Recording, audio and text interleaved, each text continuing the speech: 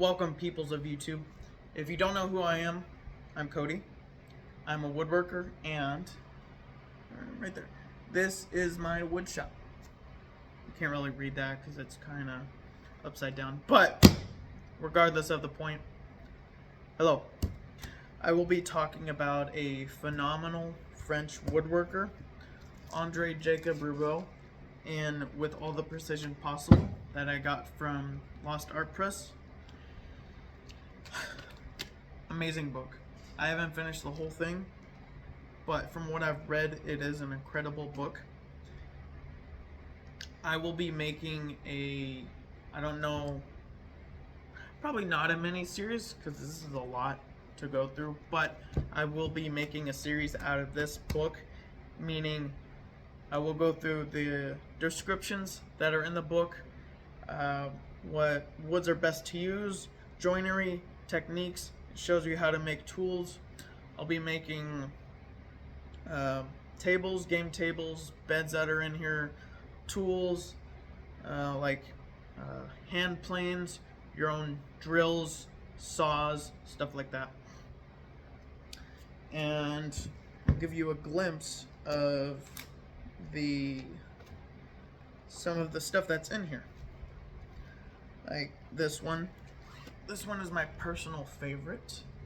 I'm not quite sure what it is. It's a windbreak. Ooh. This one's also another one of mine, my favorite. This. And there's just a lot more like portable embroidery frame. Right there. I want to say that there is a music stand in here, which I do want to make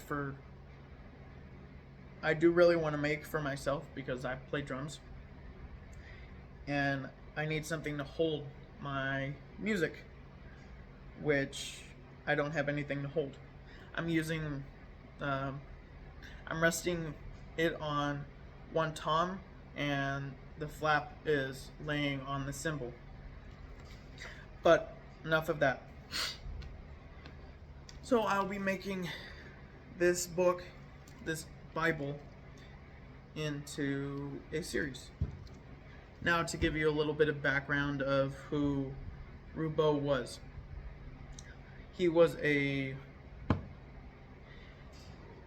born in Paris in 1739. 1739.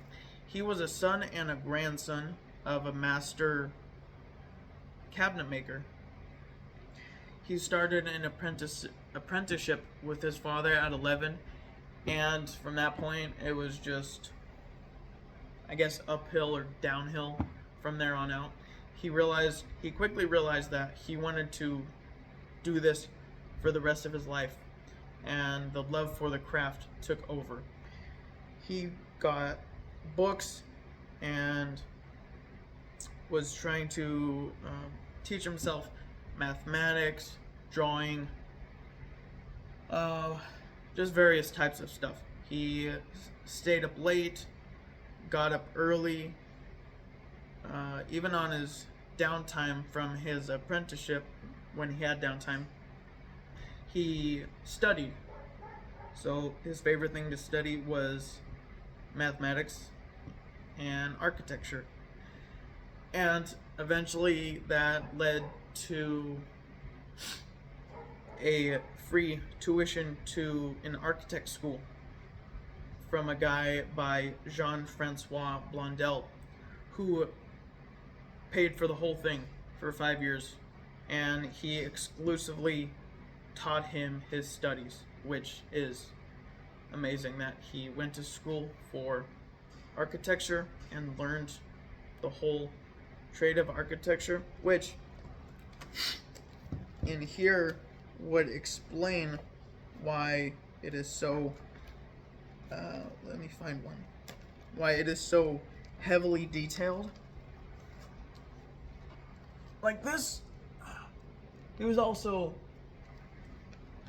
heavily detailed in his drawings and illustrations, which he did do himself, and he engraved the plates so he could print them on paper. So he made the illustrations, the drawings, and engraved it so it could be printed into a book. And that is just phenomenal. Let's see. Anything else that I'm missing out? There is a biography of his back here. I'm not going to read that just yet, but if you want me to read it just so you can get a better understanding and so I could be more thorough of who he was and his background, his upbringing, and who helped him throughout the rest of his life and his achievements, I can. But the next video will be about how to stack your wood, which, in my opinion, well, not in my opinion, I guess in my opinion, depending on who you are, is the biggest thing, because it dries your wood properly and throughout, and if it doesn't, your wood could warp, bow, and potentially crack. And if your wood is super wet and you jump right into making something with it, it will, over time, it'll dry out and it will bow, crack, warp.